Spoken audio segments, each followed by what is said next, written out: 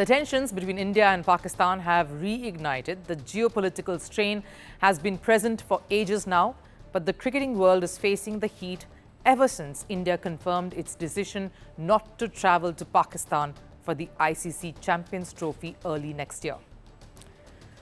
What this has done is put the cricket's governing body, International Cricket Council that is, or the ICC, in a tight spot. Given the uncertainty hanging over the hosting rights, now Pakistan have questioned the ICC and have threatened India as they want their rivals to travel for the tournament at any cost.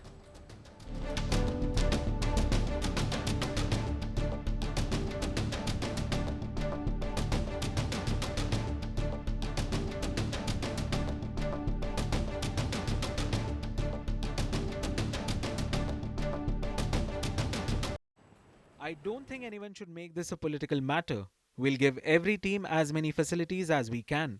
Pakistan has shown great gestures to India in the past, and we'd like to say clearly, India should not expect such friendly gestures from us every time.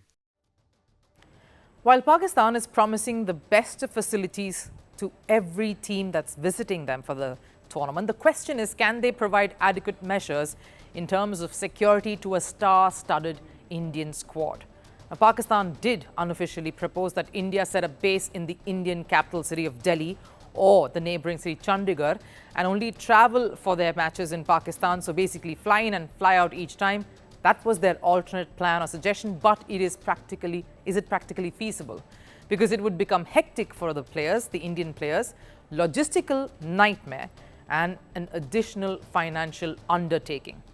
The larger point India wants to make is that security is a huge concern whenever India plays Pakistan, even at a neutral venue. Take USA, for example. When India played Pakistan in New York, terror threats were made. Additional security personnel were deployed. Snipers were present at vantage points throughout that match. And star players like Virat Kohli and Captain Rohit Sharma had to be accompanied by bodyguards wherever they went. This happened in a country where cricket still isn't a mainstream sport. Let's see what happens when India and Pakistan plays in Asia. When the two faced each other in Ahmedabad last year, for example, at the ODI World Cup, around 6,000 officials, around 6,000 police officials were present to ensure safety of fans as well as the players. India's prime security forces like the NSG, RAF, NDRF, ATS, they were all deployed and were on high alert, especially to keep watch on any antisocial elements to ensure that nothing untoward happened. There were drones flying around the stadium to oversee the proceeding and avoid any mishap. That's how prepared India was when it knew it was going to host Pakistan at the World Cup. Can Pakistan provide all of that and be just as vigilant? And despite that, be more than 100% certain of nothing untoward happening, because this is the same country that has seen several attacks, especially recently. After that shocking attack on the Sri Lankan side in 2009, which brought cricket to a standstill, it only to be resumed after 2019.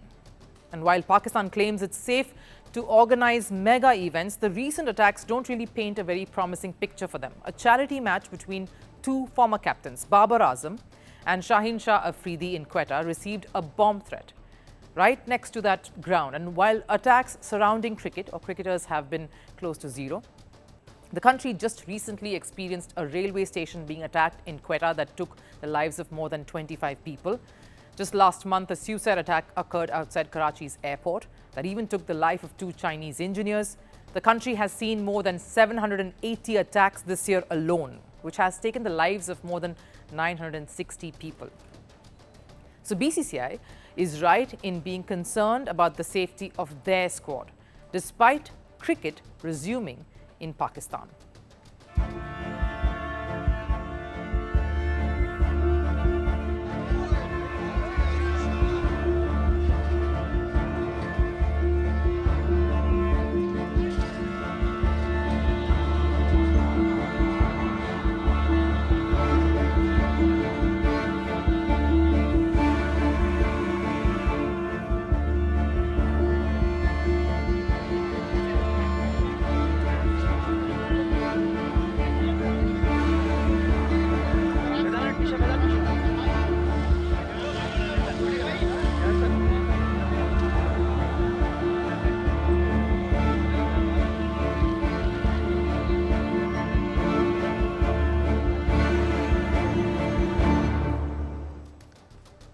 Now, while Pakistan continues to hold its ground, reports say that the ICC has asked the PCB to consider a hybrid model for this ICC event too, where India's matches would be organized at a neutral venue outside Pakistan. But Pakistan wants to host the event without India if they continue to stand firm on not traveling to Pakistan. But can ICC really afford an event without India? Because what's at stake here is billion-dollar broadcasting rights. ICC has secured the broadcasting rights till 2027, which amounts to a massive $3.2 billion. They are expected to get another $1 billion from other streaming platforms as well. And given the massive cricket fan base in India, the ICC is at risk of losing billions if India doesn't take part in that event. The one, of course, who benefits the most financially in such events is, of course, the broadcasters, because India and Pakistan's matches bring in major sponsors.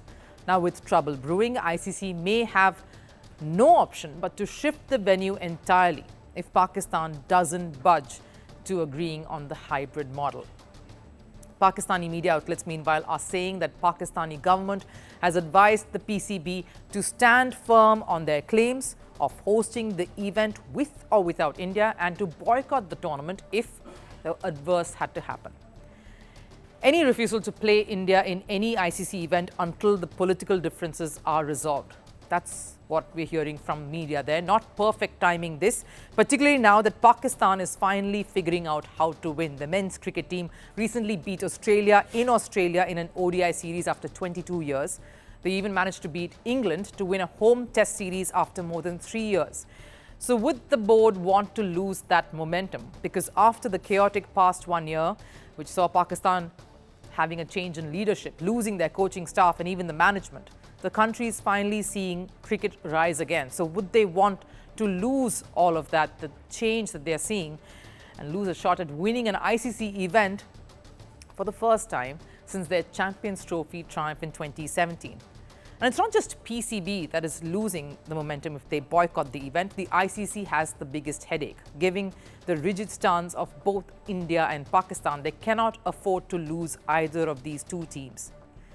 During the 2023 India-Pakistan match, around 173 million Indian viewers tuned in to watch the game on television.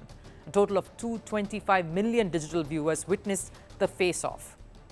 So clearly, the hype around these two sides is high, noticeably so, and the very fragile relationship that the two countries share politically does not help matters.